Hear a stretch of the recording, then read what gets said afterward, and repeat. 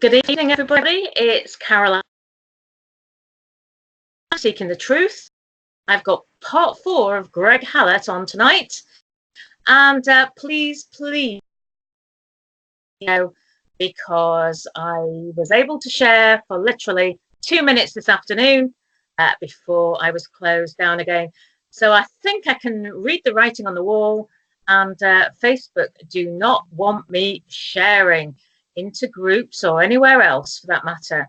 So good evening, everybody. It's been a glorious day yet again. We've got one more day to go before it all turns, well, pear-shaped, I guess. Greg, welcome. You have been quite popular, I have to say. You have just given me and the audience so much information. So we've got maybe an hour to go again. We've been talking about the Queen. I've been talking to a constitutional expert. Well, that's what he calls himself. And he suggested that because we believe that the Queen is fake, that we need psychiatric help. What do you make of that, Greg? Well, you mentioned his name to me just before the show, and I told you that we did cartoons of him 6 months ago, and we basically laughed him off the page. He's very backward. He's got about 400 books on royalty going back to 1400s, but he just doesn't get it. He doesn't get it. He doesn't. He doesn't get any of the information he says and that he's learned. He doesn't understand trickery. He was a detective, I think, or he was a policeman. He may have been a detective. He did ping a couple of pedophiles, though, so that's to his credit. So he says, but he just doesn't have the nous. And I think he's a sort of copper that people would soft touch him and walk around him. They'd say one thing and do another, and he'd go, it just stuff his reality. Well, I mean, I confronted him for days now and said, look, I told you ages ago, why aren't you confronting the fact that we've got a fake Queen? And he won't touch that subject. He loves the Queen. So what does that say about him? Are we talking about cognitive dissonance? Well, we're also talking about dinner plates. He loves the dinner plate with the image of the Queen on it. He loves the biscuit tin with the image of the Queen on it. But he's never met her. He's never sat down and had a cup of tea with her. Right? He's never cooked a meal with her. He's never just hung out with her. He actually doesn't know her. He's just swallowed all the PR imagery. Right? And the other thing is he does not deal in the definitions of words. And everything comes down to the definitions of words. So what I thought we'd do today is look at the Privy Councillor oath and look at the definitions of words and what it actually means. And what it means is the Privy Councillor oath says that we're taking everything off the Queen and giving it to Silent Weapons for Quiet Wars, and you're going to call that patriotism. Right, that's patriotism, is it? Yeah, patriotism where everything is stripped off the Queen. She wears a crown, waves, gets her image on a biscuit tin, and we wave back, and we think she's the crown. And most of the time she either doesn't wear the crown or wears the wrong crown or wears Granny's tiara. Right? Is our life seen through a biscuit tin and a mug and a plate and a glass? Can you repeat that? Is that our lives seen through a biscuit tin, a mug, a plate and a glass? Because are we just attaching ourselves to some sort of false, fake logo? Yeah, well, it's the same with, let's say, teenage bands. We'll look at the teenage band and it's got a drummer and a guitarist and a singer and a dancer. And we will predominantly identify with one of them and dress like them and take on their identity. And then that identity becomes our own. And we've never met the band, and yet they are the favourite thing in our lives, and we imitate them and read everything about them and absorb it, and that becomes our culture. So what we've got with the Queen, who's absolutely fake, she's never been a queen, for so many people, she is culture. and without the Queen, they lose their culture. But she's really just a culture vulture, and it's not real. Like all the grannies who, buy the biscuits, the royal biscuits, and chat together and have all the books about the royal family and talk about Marks and Spencers and all those sort of cultural. They don't have their own life. They don't have their own life, so they get it off royalty. Because most people actually live in a non-reality. There's very few people who live in a reality. Very, very few. And if you meet them, it's really refreshing. Most people are visibly way off in their heads, but most people live vicariously through others and other cultures like bands or royals. And so the royals actually attach themselves to bands and actors. So it's all a giant fantasy. And what's happening is we're waking up and realizing that we live in a non-reality, and the reality we have is quite hard, and the non-reality that's projected upon us is an unreal escapism that has no real advantage to us. It doesn't advance us in any way. So other people really, if you think about it, life can be mundane, can't it? You go Monday to Friday doing the same job. And I think it's a given now that the majority of people don't really like their job anymore. And so they want to, they like the fiction, don't they? They want to read Hello magazine. I want to see what they perceive the other half lives like. And, it seems very glamorous, doesn't it? Well, it's the other 0.1%, how the other 0.1% lives. It's not how the other half lives. Like the British people, they occupy 4% of England, and the other 94% is owned by the aristocracy, and they don't live on that land. And then there's 2% for services, like motorways, etc. So it was interesting. I was talking to somebody today, and they were saying how, EU and agriculture hasn't been discussed that much with regards to leaving the European Union, and whether it features in the withdrawal deal, I don't know personally. But these farmers get paid huge subsidies to not farm their land. Now, how bonkers is that? Yeah. And then there's rules where they can take your land off you after 5 years of not working the land. Yeah. It is all about a land grab and a sovereignty grab. And the EU was formed because they knew that Elizabeth was illegitimate. And through the illegitimate Elizabeth, they had a chance of stealing the United Kingdom of Great Britain and Northern Ireland. And because Southern Ireland joined the EU, the United Kingdom of Great Britain and all Ireland stealing it because Elizabeth is fake. So people need to wake up from their biscuit tins, their raw biscuit tins and raw plates, and the fake reality and the non-reality projected on them, and realise that the Queen's are fake. And that is the core issue of why their lives are an utter and total misery.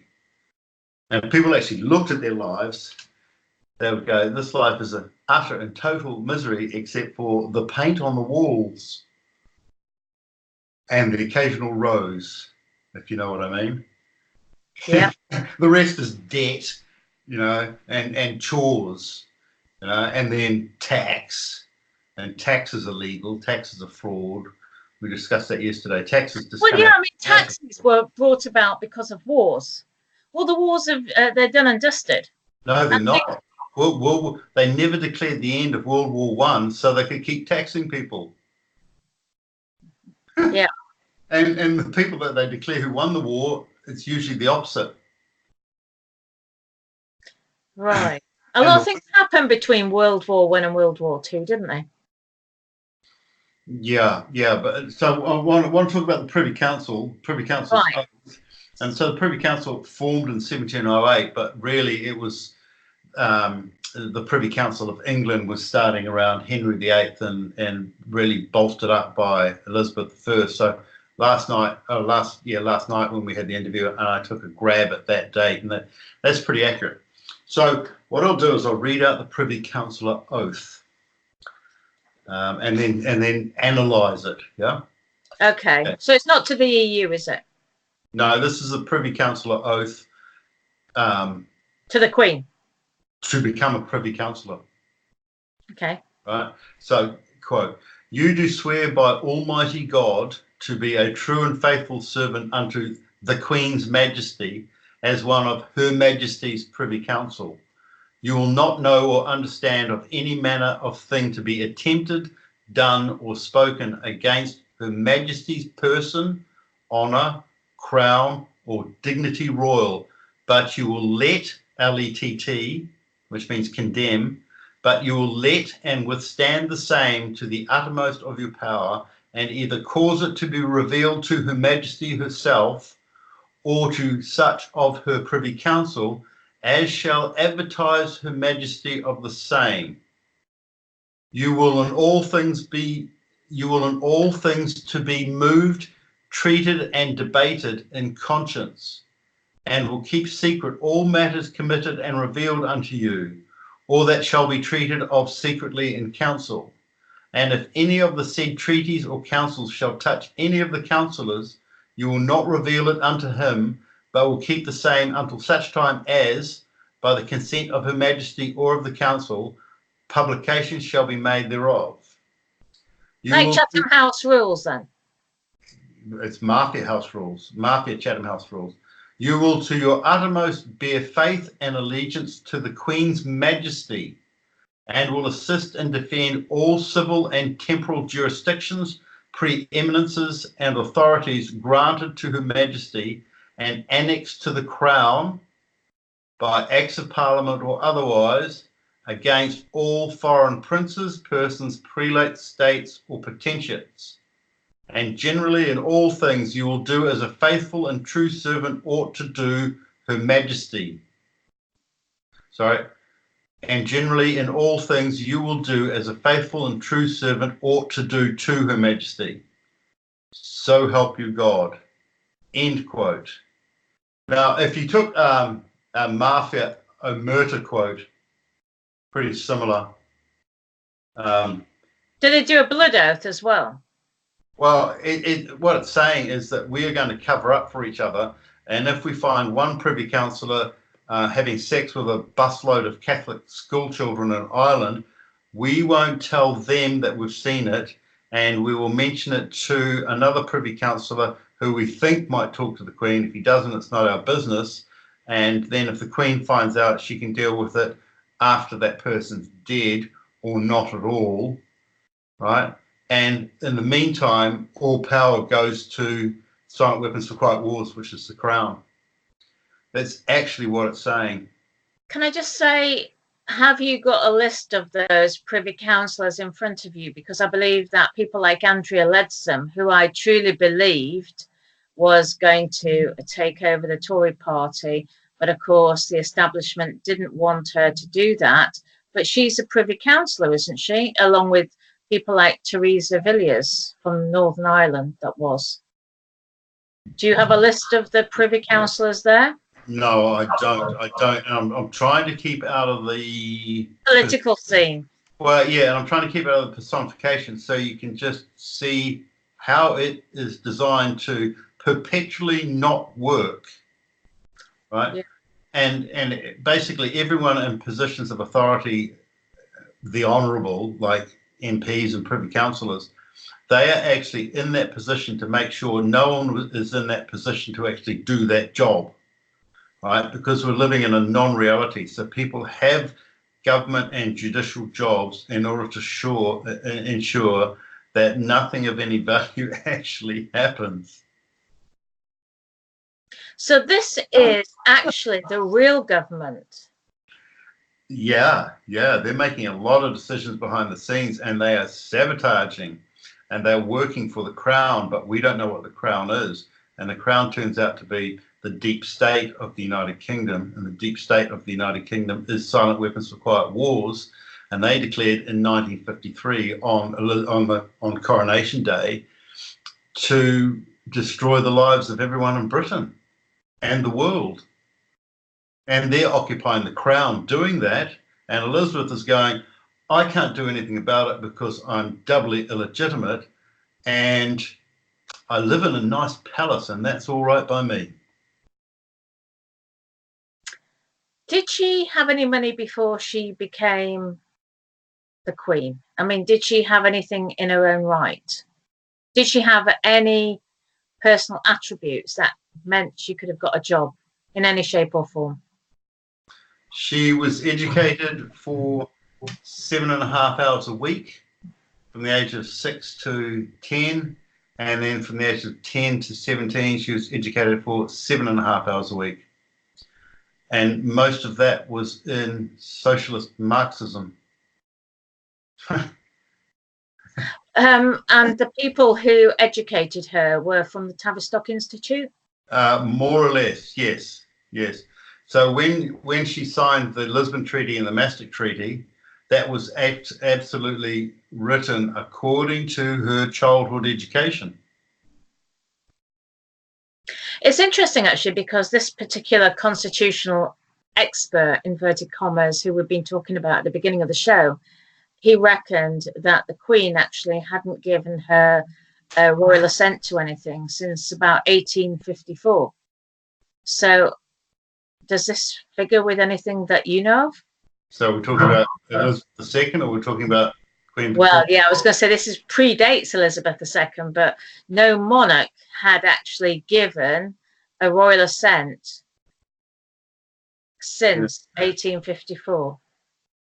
So how does it work? Because that's our understanding. The monarch gives the royal assent to, as you mentioned, the Lisbon Treaty, joining the European Communities Act, well, the European Community on the 1st of January 73 through the Act.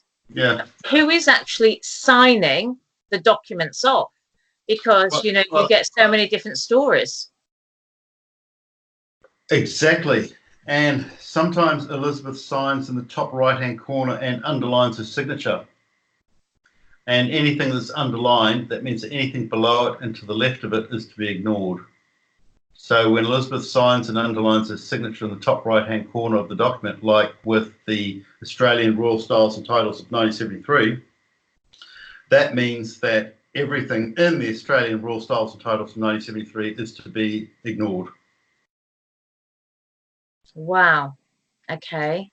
Now, Elizabeth also signs the Z in Elizabeth as an S and as a J and as a G to say Sovereign Joseph Gregory. Now, are you putting words onto this document? Are you mocking this document? How do we know that JG means you?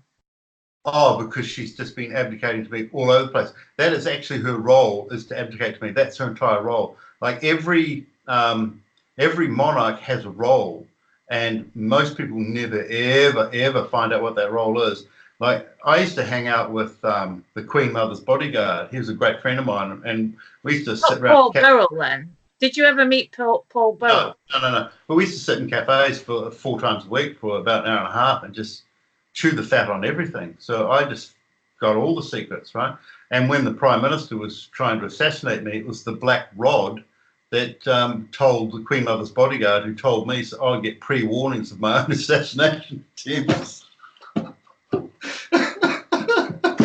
So, so when I can do many episodes on how and why Elizabeth keeps abdicating to me, and how I know that the J stands for Joseph and the G stands for Gregory.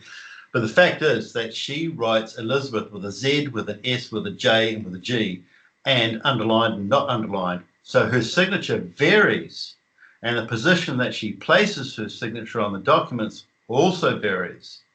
And there's a saying in the Bible, I think it might be in Revelations, or I'm not sure where, and it says, "Render unto Caesar that which is Caesar's."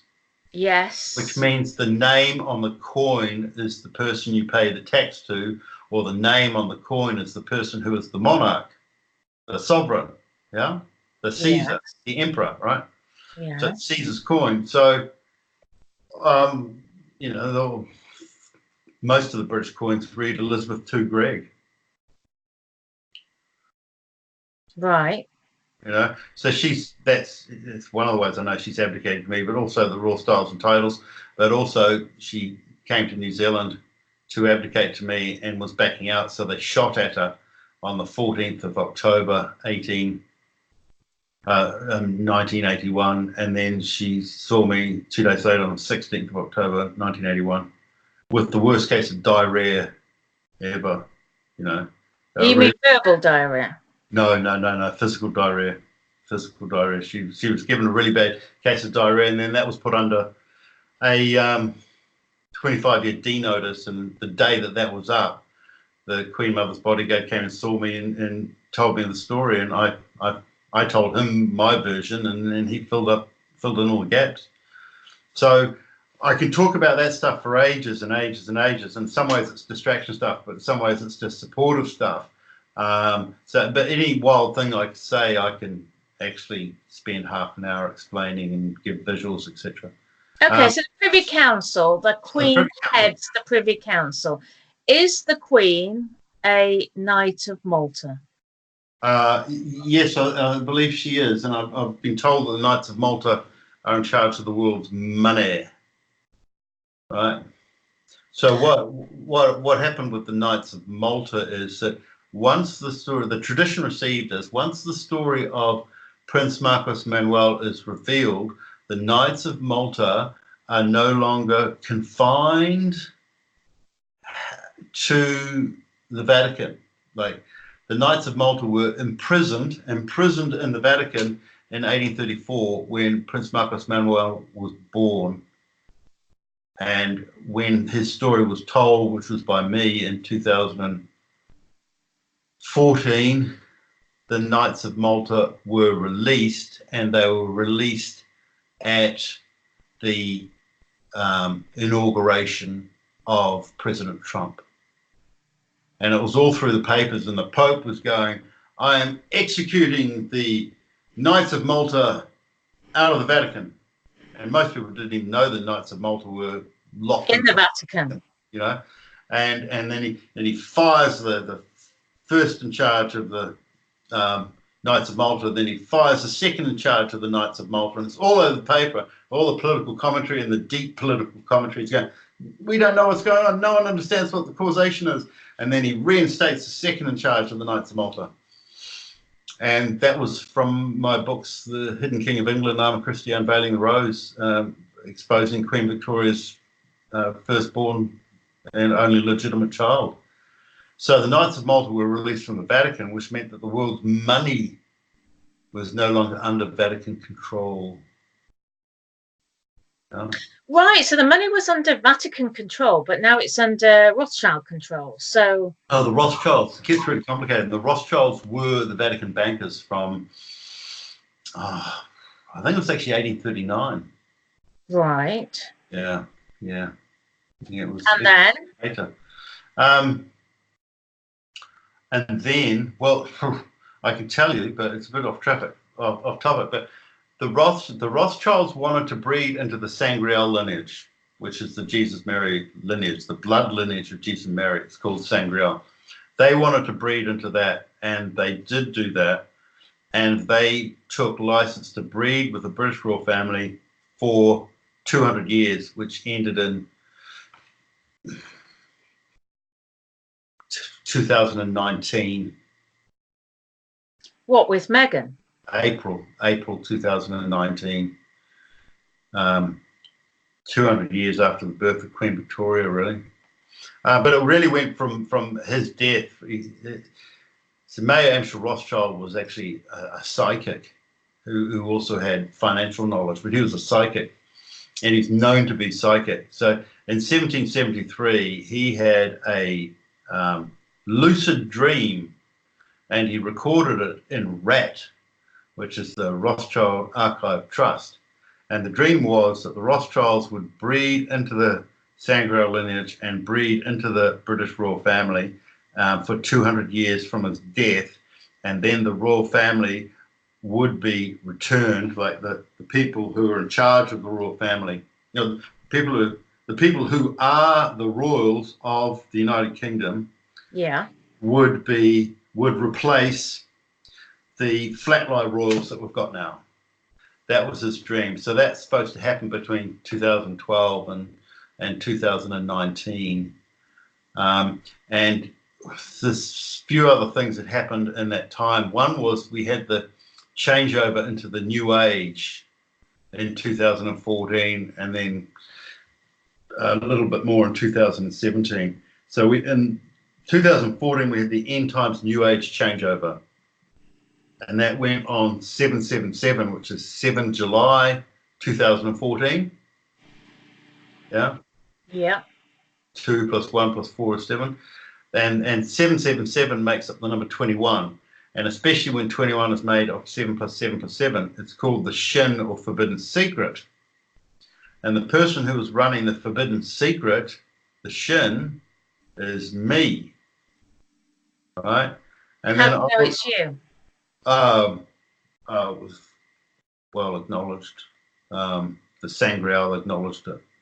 And I told him stuff that I'd done, and he got a witness to listen to it. And they'd go away and talk about it, and then a year later he'd have another witness, and then ask me to tell him that story again. I'd tell him again. They'd go away and talk about it. What are the Sangreal though? What religion are they? Well, Sangreal's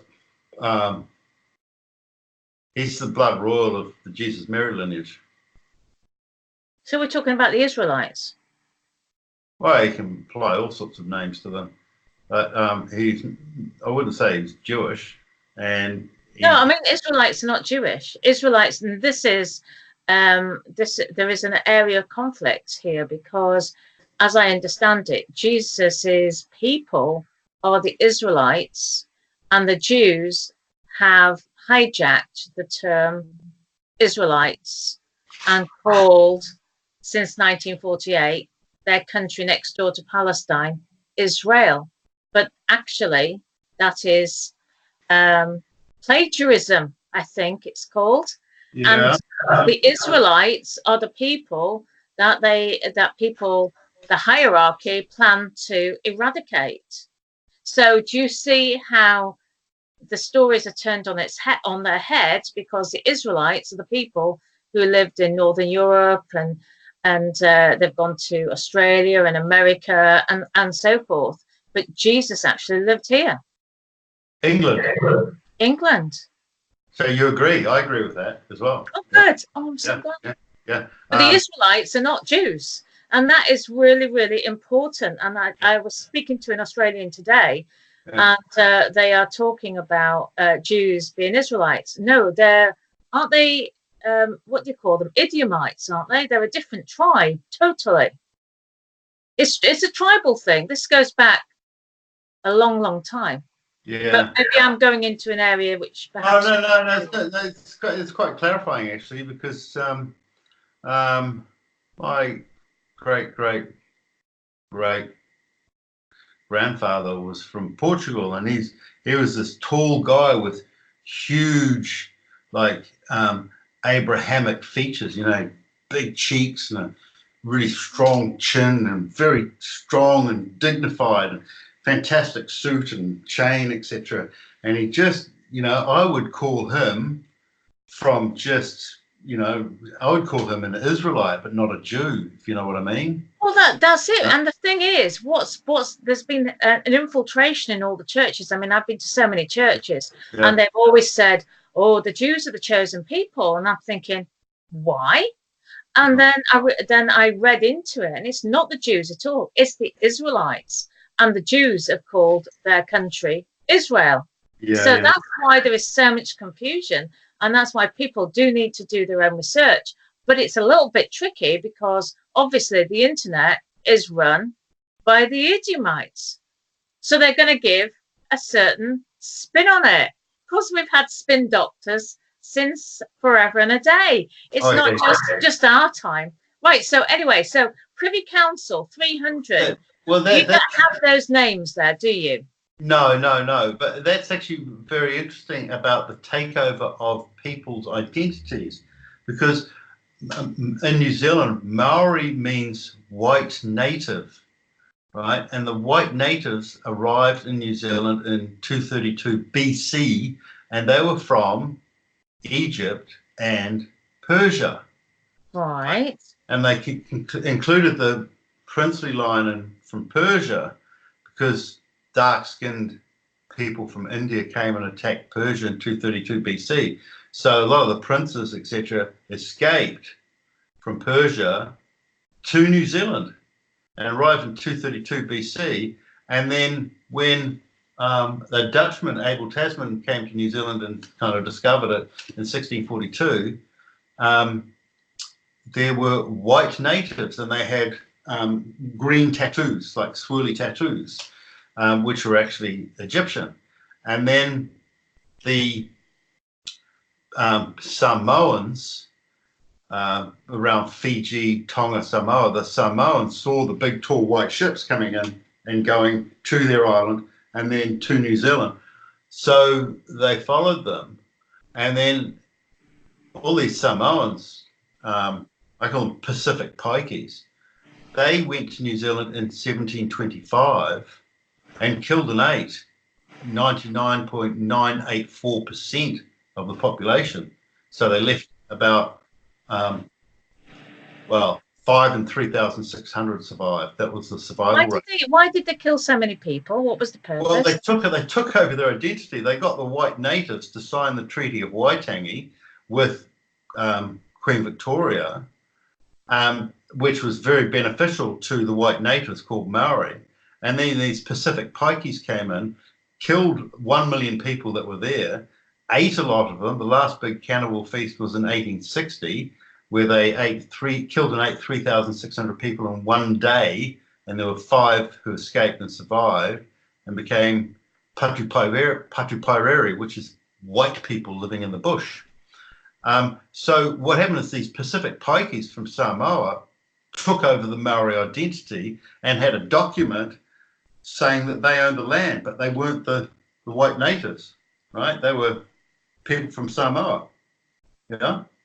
So I'm one of the original people from Egypt and Persia in New Zealand, and we should be given all the money and land being claimed by the Maori, but all these Pacific Pikeys from Samoa are getting all the money and land, like, sort of $500 million a year. So what's happening is that when land all of a sudden becomes depopulated, another group comes in, learns the history, and then steals their identity. And that is actually a really common theme. And what's happened in the United Kingdom is Silent Weapons for Quiet Wars has come in and stolen Elizabeth's identity as though she were dead because she's legitimate. So in legal terms, Elizabeth actually is dead. She's not the daughter of King George VI, and she's not the daughter of Elizabeth Bowes-Lyon. The stolen identity thing, like the stolen identity of the Jews from Kazakhstan, who became Jews in about 800, 900 AD. They then went to Palestine and in 1948 and took it over as their own, with Rothschild buying it, and they actually bought their own identity with the Balfour Agreement by supplying Lord Balfour with children. What do you mean they supplied Balfour? Right, who was Balfour? Lord Balfour, he's got Stobo Castle, which is actually on the Balinas line, which is a king-making line running up the centre of England right through to Scotland. And what the Jews did was capture photos of him having sex with children and then get him to sign the Balfour Agreement. And it wasn't actually an agreement, it was a 2-paragraph letter written by Balfour under pressure saying, we will do whatever we can to help the Jews get Israel back. This isn't a legitimate way of claiming land, though, surely. Can you word that again? That's not surely a legitimate way of claiming land. You've frozen up. Well, no, that's what they... Am I moving? No, you're not moving. So there Okay. must be a problem with I'll this. just keep moving my hand up and down. Well, at least you haven't got your hands behind your head anymore, so that's okay. It's quite acceptable just for you to freeze like in that position. Yeah, well, it probably frozen me for a reason. That is a way that major amounts of land are taken over, is by different people assuming another culture's identity. They go in, they learn the culture, then they kill everyone there and take on that identity. And that's what the Jews are doing. They're going to Palestine, killing all the Palestinians and taking on their identity as Jews on Palestinian land when they're also not the Jews. I tell you something. This is sort of part of it. But I was watching a couple of days ago an interview with a rabbi called Finkelstein.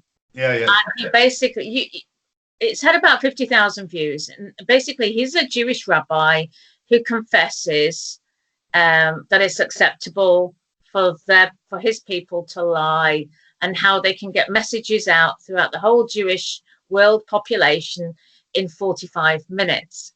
And I sent it to a Remain friend today. And I said, and what do you think to that then? She said, nah, this is not right. I said, what do you mean? She said, it's fake. I said, but he's a rabbi. How can you, who don't know anything about him, tell me that this is a fake rabbi? She Googled him, and there's a website called Quora, Quora. And somebody, a Jewish person, had made a comment saying this rabbi was fake. So I said to her, so you are making a judgment on that rabbi from some random person who has made a comment on Quora? No, she said, there's two of us. I said, what do you mean two of us? She said, me too. I believe the person, this random person. And we're talking about cultural Marxism here, aren't we? Yeah, well, that's interesting because Marxism and socialism were invented, they were created to stop the biblical prophecies from coming true, to stop the fulfillment of predictions, good predictions, you know. That's what socialism's about. Socialism is kind of the antichrist. You know, it wants to undo everything that has value. And socialism actually means no values. And socialism has no values at all. And at least, you know, despite whatever you say about Christianity, at least it had values. And it valued the family, you know, and it valued parenting and passing down trades, father to son, etc. But socialism has no values, and socialism is dedicated to ensuring that none of the biblical prophecies come true. But the strange thing is that the more the socialists try to stop the biblical prophecies coming true, the more they confirm them, and the more they do come true. It's very interesting to watch how that's coming about. I'm not a churchgoer or a Bible basher. I never have been. But I have studied the Bible last summer for definitions of words. And in doing that, I managed to pick up quite a bit of stuff about the predictions, right? And I've challenged all of the Christians around the world. I've got this open challenge to what are the signs of the second coming, Jesus' return, or Christ's return, especially Christ's return, because Christ is actually a title. What are the signs? And it actually says in the Bible exactly what he looks like. Right? And most Christians never know that. I go, look, you can absolutely see him straight away if it's him. You can eliminate 99.99999% of the population straight away by four things, right? And all these Christians who go, oh yeah, I'm a passionate Christian, I'm a dedicated Christian, you know, and I talk to them and I go, and they can't define anything definitively, you know. So it's too much faith-based stuff, you know, it's waffle and hallelujah and, you know, and they don't seem to appreciate that there's 130 different words for Holy Spirit, prana, ismiasm, bani, ek, life force, you know. 130 words for the Holy Spirit. Yeah, there's 130 different words for it. Yeah. And Did you there's say Barney? Bani's one, yeah. Bani, B-A-N-I is one. Yeah. Oh, right. Ismiasm is another one. So yeah, there's anyway, so I was quite disappointed with the Christians worldwide that they didn't know what the return of Christ actually looked like, or what the signs are. And the signs are really definitive, really definitive. And Well, tell me what the signs are then, because I mean we're all supposed to keep our lamps alight. do you know why that is? I don't know, but the nights are drawing in now, aren't they? So you can't see out and they can see in. Oh, right. Right? Yeah. Now, they actually used that when they were taking some really important religious remains down a street in Sewells in 1817. They were hiding some remains from an army. So they got everyone to put candles in their windows as a vigil, but it really meant that they could see in and no, they couldn't see out. You know, people inside couldn't see out and they could see in. Oh, right. Okay. And so they could walk down the street and no one could see them at night. And they're carrying this sacred body. You know, so actually, one of the things I really like reading the Bible is actually what they're saying. Get through all the doublespeak, esoteric, and find out actually what they're saying. And they're often saying really practical things, and it's really little tricky things that give them an advantage, and they sort of hide it as a ritual or a cult. Right? And some of the Old Testament rituals are just based on such absolute fallacies and stupidity, right? And one of the tells of the return of Christ is that he absolutely criticizes the biblical fathers, which is contrary to what you think, right? So I'm talking about the Old Testament fathers. He absolutely rips them to shreds, right? And the Bible actually gives Messiah or Christ or Messiah, he will absolutely criticize the Old Testament fathers and just tear them apart, at least one of them, right? And but they reckon that 95% of churches today will not be able to walk into heaven based on the hierarchical beliefs. Well, it's a lot of them being taken over by intelligence agencies, and they're just voting blocks, right? Okay, so here we've got some people who aren't really questioning anything. So how are we going to sway their vote? We'll get the priest to do it. We'll just sway him, and then he'll tell his flock how to vote. And absolutely. I mean, I was at a Methodist church two and a bit years ago now, and it's just after the referendum. Yeah. And I wanted to tell them about a national prayer day. Yeah. And basically the minister, in a very weak moment, and I say weak moment because it was rare for a minister to say to the whole congregation, have you got any notices, in front of everybody else? So I stood up and said, could I give a notice out? So he said, okay. And you could see he looked very worried because obviously he knew I was very much into leaving the EU, and that went against their church. So I went to the front, got hold of the microphone and explained there was this national prayer day in London and that God wanted us to leave the EU. Well, I mean, he could have been knocked down by a feather. There was like this deep intake of breath from the whole congregation. You could have heard a pin drop at that point. And then I just moseyed back to my little seat.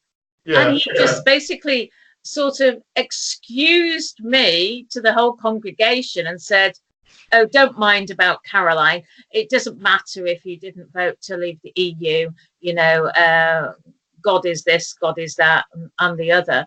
But then I wrote to him later and I talked to him about common law. That was actually God's law. And he said, no, we don't talk about politics in church. And I thought that was really funny. I said, but it's God's law, so why can't you talk about it in church? And of course, the church itself, the Church of England, is purely a political arrangement. Yeah, yeah, yeah, yeah. And the Queen actually swears an oath to the bishops of the church, not to the people, right?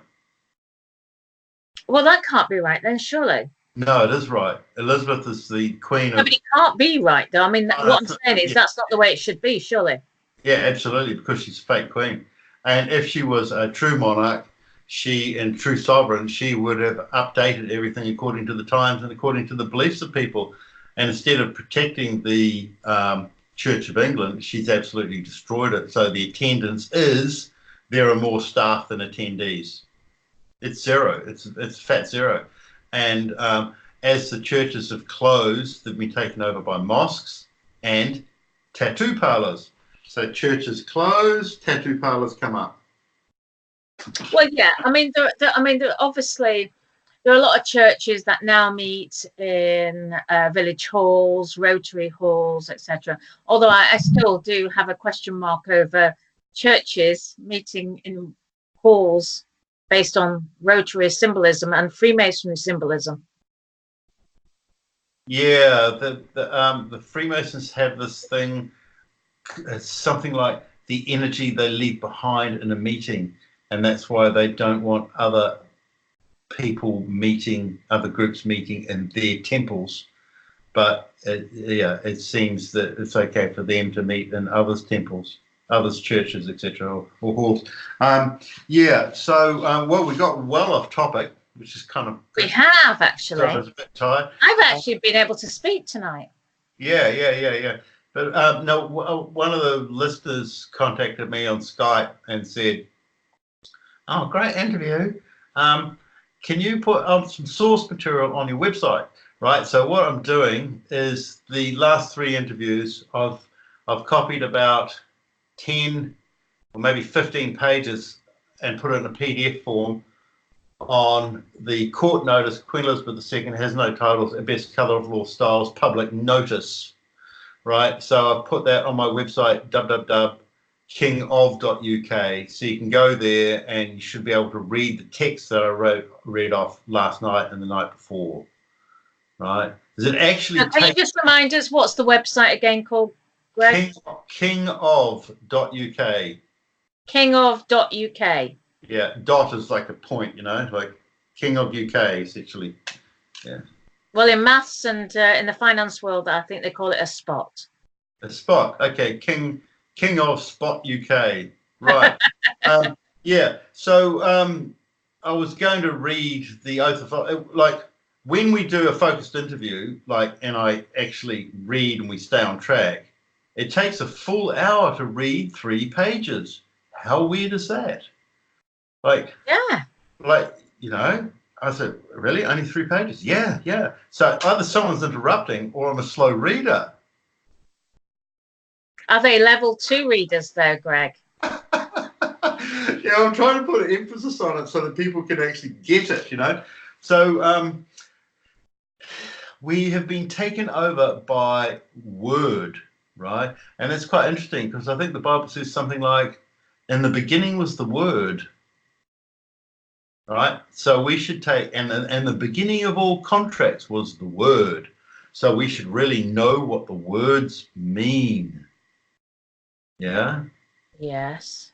So we really like the word annex is a really weird word because to me, visually and phonetically, it means to cut something off and cast it aside. But apparently, when you annex a country, you actually grab it and absorb it.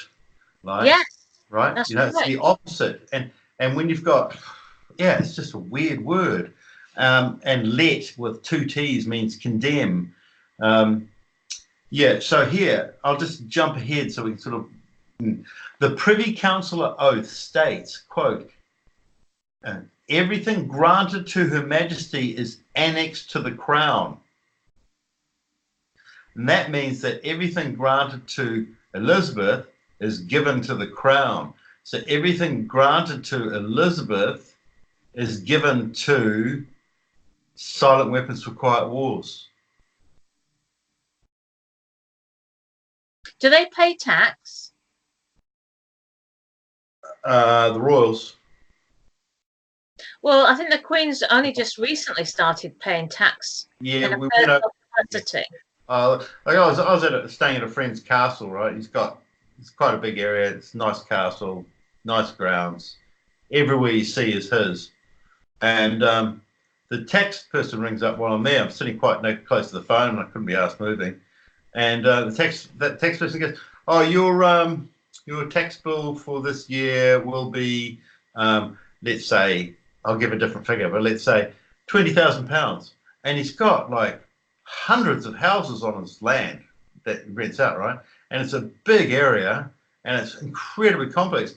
And the tax department just rings up all these large estate owners and tells them how much they'll pay this year. And it's just like a round figure, right?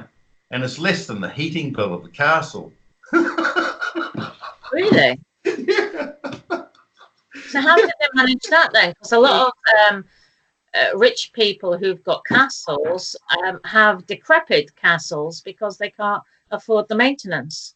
Oh, no, this one's fine. You know, there's all of this castle's open. Like, you know, they close off a few rooms in winter. Oh, because it's opened up for the public, so they've done a deal with the tax people.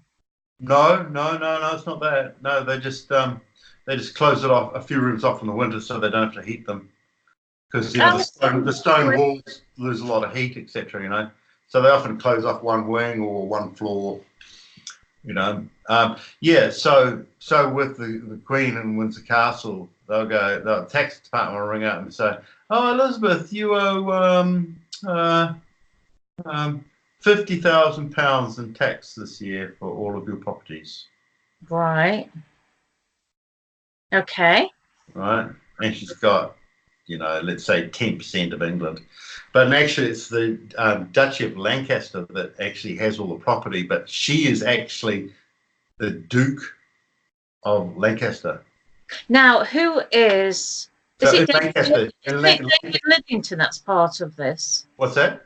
Isn't David Liddington part of the Duchy of Lancaster? Isn't this to do with the Freedom of Information Act requests? Are you aware of that?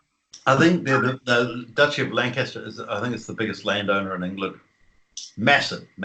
Like it's so big, it's embarrassing, and you can basically go from southeast to northwest England. How old is the guy who has that title then? Don't know. The Duke of Norfolk is also massively wealthy. He's inherited a whole lot of other titles, so other lands as well. And he's also in charge of the Boy Scouts. And well, that opens up another can of worms then, doesn't it? And he's Catholic, and he's also part of deciding who the monarch is. Right? So you've got Catholics in charge of the Boy Scouts deciding who the monarch of the United Kingdom is. Right? And then you've got Elizabeth, who is an absolute Catholic, who's destroying the Church of England as fast and as much as she can, with absolutely total lack of interest. You know, so much so that most of the churches have closed, and she's imported another religion and then opened up tattoo parlors everywhere. Well, I think this has been done in conjunction with the Talmud. There's no difference really between the Talmud and the Quran, and people need to. This is all connected with divide and rule.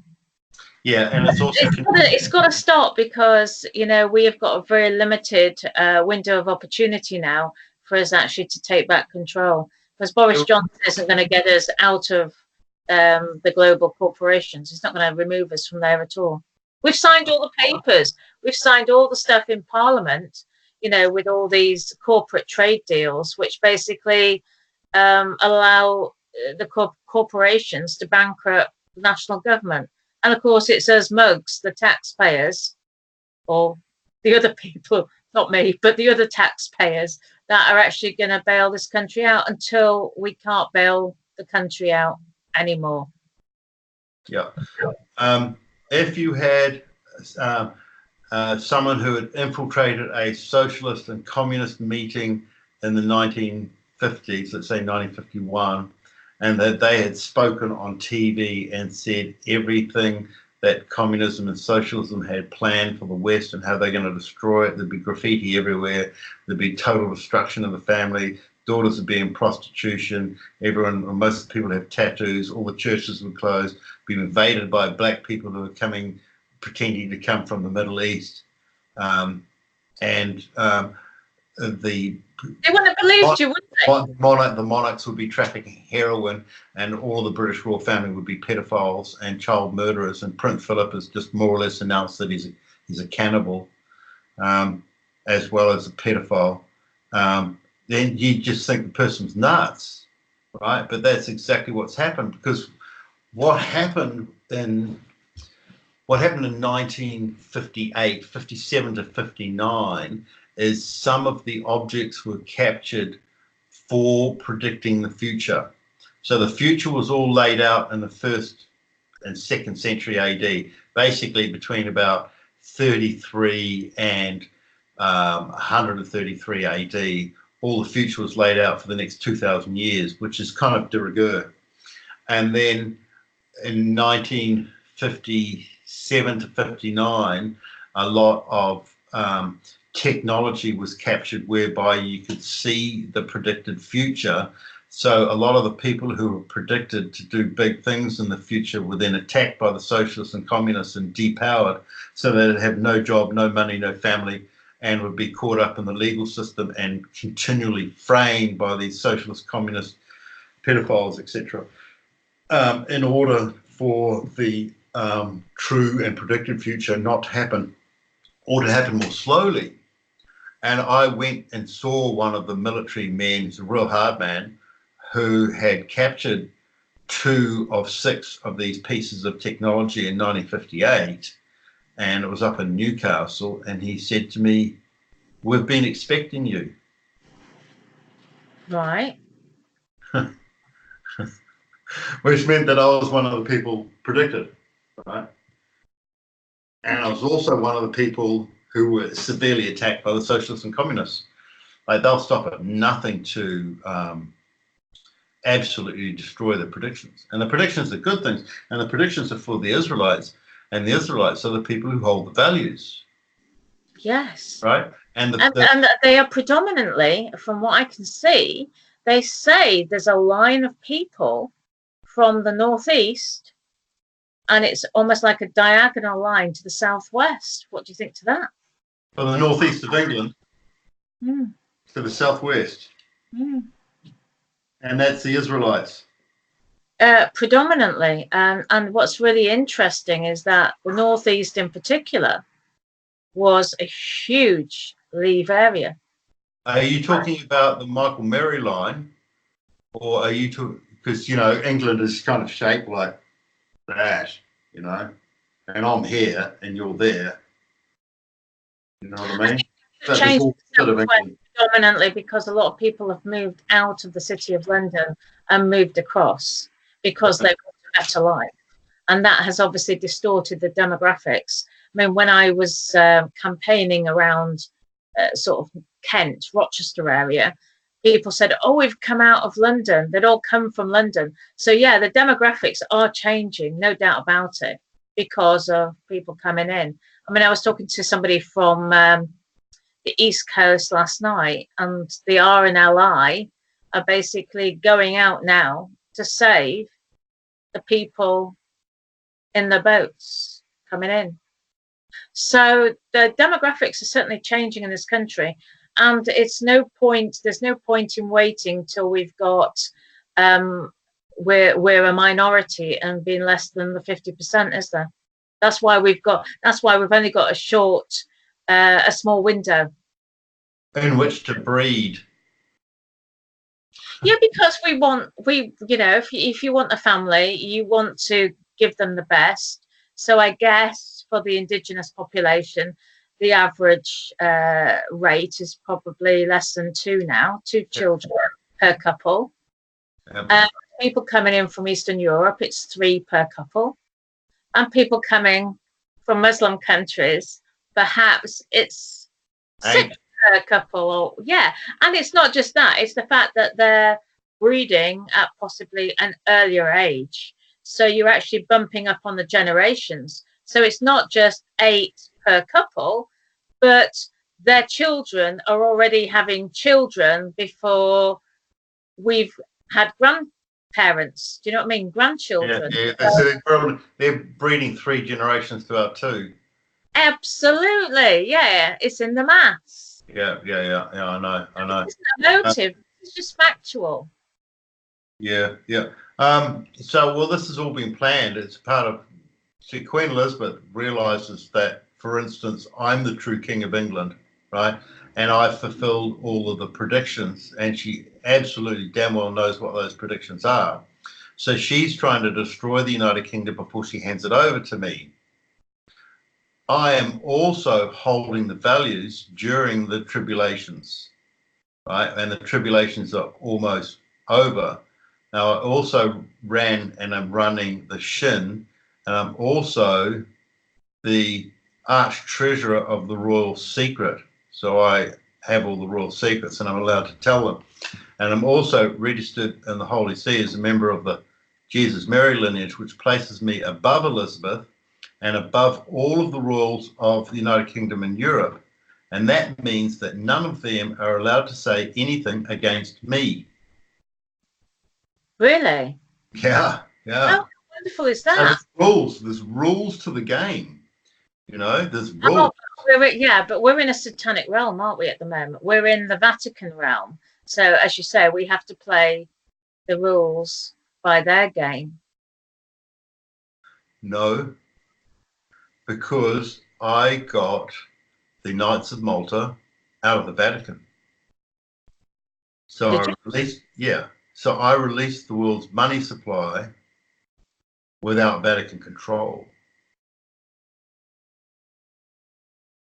Right. So, what did the Knights of Malta do? I mean, as I see it, there's covert messaging at the moment in the newspapers, which is implying that the money supply, or the banks could crash. The money supply will not be as we've had it in the past. It will all change. They're actually saying that, but what they're actually saying subconsciously is the face on the notes and the coins may change. Right. Not that we're going to be in a cashless society. You don't think so? No. Like the British people, let's say the Israelites in Britain, right? The white people, we love to trade a little bit of coin, have a laugh and a bit of banter. Like you can't do that with a credit card. You can't swipe a credit card or put it in and say, okay, it's $2.99. You can't have a banter and say 9.5 for a laugh. You just can't do that stuff with a card, right? And the British people are traders. They love to trade. They love to throw a bit of coin at each other. Well, you see, going back to up north east, I mean, we like a bargain, don't we? Cash is king. They always used to say, cash is king.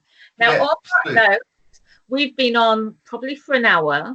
Yeah. So, Greg, would you like to come back next week and we'll do some more sessions and we'll expand on what we've covered this week? Yeah. Let's do that. Yes. Can we go over the people who are on the Privy Council perhaps next week? Because I think it would be good. I think it would be a useful point for people at home to understand that people in Parliament who say they want to dump the EU are actually lying, treacherous. I can't swear on my program. People, they are not telling the truth, and those people are often in the Privy Council, so they speak with forked tongue, and they do, don't they? I mean, that's the thing. We've got a think tank called Bright Blue Scotland. This is an Agenda 21 think tank. We've got 184 parliamentarians on there who are supporters. They range from people like Anna Soubry to Jacob Rees-Mogg to the 2 MPs who are in charge of Swindon, one who's Remain and one who wanted to leave. So it blurs. So what I'm trying to get people to think about is thinking outside the box, and for them to realise and wake up the fact that people who say they want to leave the EU actually in Parliament are actually supporters of the New World Order agenda. Oh, absolutely, absolutely. And a lot of the Remainers are also compromised through the pedophilia. The world is run on shame, and most of the politicians are compromised through pedophilia or drug dealing or prostitution. And if you take Tony Blair, he was a homosexual who was caught in an act of sex with an underage male who was also a homosexual prostitute and a heterosexual prostitute when Rupert Murdoch paid Tony Blair to have sex with Rupert Murdoch's wife so that Rupert Murdoch could have a cheaper divorce and marry Jerry Hall.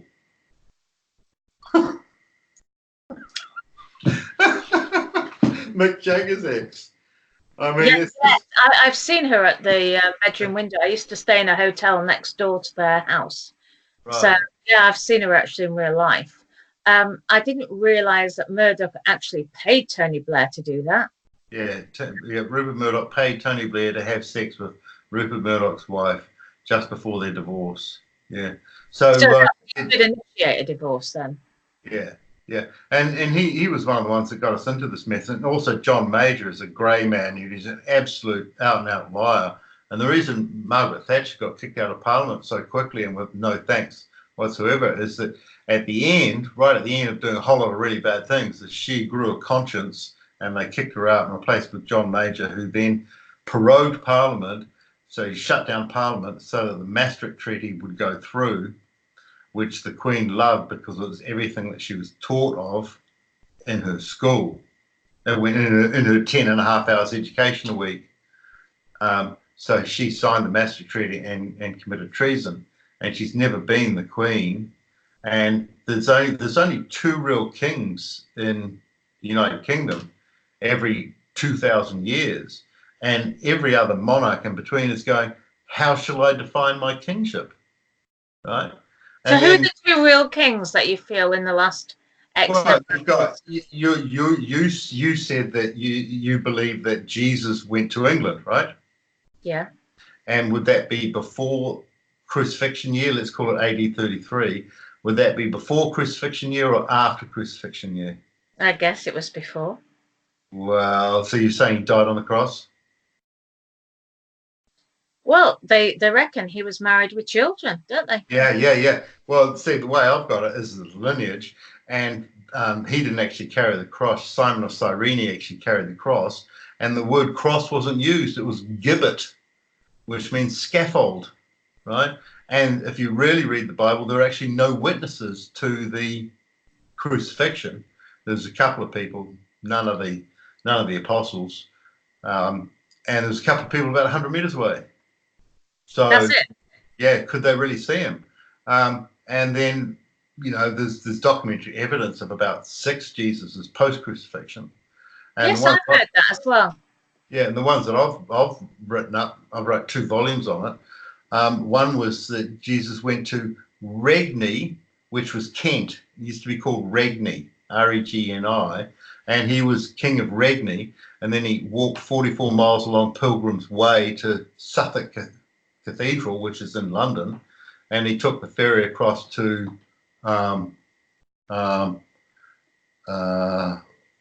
what's it called? The opposite the Courts of Justice, Temple Bar. Took the ferry across to Temple Bar, and he became the mayor of London. And from the mayor of London, he was an assize judge, and then he became the King of England, effectively, from being the mayor of London. And the mayor of London is still actually does all the job of the King of England. Well, it was interesting. Well, it was interesting that I spoke to somebody that a certain event had happened at St. Michael's Mount. So they felt that Jesus had been quite affiliated with that particular area. Cornwall. Southern Cornwall. Yeah, I know quite well. And St. Michael's Mount. Nice, it's really nice around there. And also, I was watching a video yesterday, and which somebody had sent me, that they'd done an analysis of the Turin Shroud. Yeah. and they had checked the blood of Jesus, and they found the X chromosome from Mary, but there was no Y chromosome, which Yeah, would yeah, yeah. indicate a virgin I, birth. it's just there's too many. Yeah, I just don't believe the sourcing on it. If you know what I mean, it's like I just don't believe the sourcing on it. Um, so yes, yes, I'm in two minds about the shroud. But other people have actually died and had a sheet over them and had their own images imprinted onto the cloth. That's Yeah. actually happened. He looks like a absolute Templar dude, standing there with a sword, like this, with a sword going down the middle. Yeah, so I can't comment, but Well, we so went around. I mean, we might look a little bit old these days, but we went around in those days, were we? That's there is a loop in it. There is a real loop in it, looping one thing to the other. So he's their so-called Shroud of Turin, and then there's the Turin lions in the Turin Zoo, and they are used as the models for the statues of the lions in Trafalgar Square, right? The four lions in Trafalgar Square. And those four lions are actually a model of the ancient map of London in, let's say, 1640 or 1560. I think it was the first map of London was drawn, which is in the shape of a lion without the head, suggesting that Jesus was Lord Mayor of London and he was the head of the lion. So if you look at the old city of London, it's in the shape of a lion. And the paw of the lion, like if a dog likes you, it'll put its paw over your foot. Yeah. So if a lion likes you, it'll put your paw over. So the paw of the lion on the map actually marks Jesus' grave. And then if you get all these old maps often had flag and ribbon at the top, right? And if in an oval shape with a couple of ribbon flags on it, like blowing in the wind.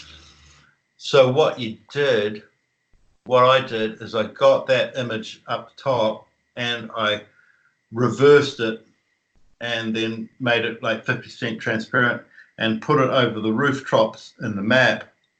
And where the ribbons matched with the rooftops actually marked Jesus' grave. So I marked Jesus' grave, and then I found that it was actually marked by a griffin. And the griffin dragon, with the wings out like that, yeah. is the mark of a silent emperor, like a very esteemed king. And that mark is the griffin dragon between Temple Bar and the Royal Courts of Justice, which is right outside the Templar temple, the round temple, right? And that's where Jesus was buried, there under that dragon. And they always put the most important graves in the maximum amount of traffic. And that's where Temple Bar Gate was, right? So he used to have a toll gate there.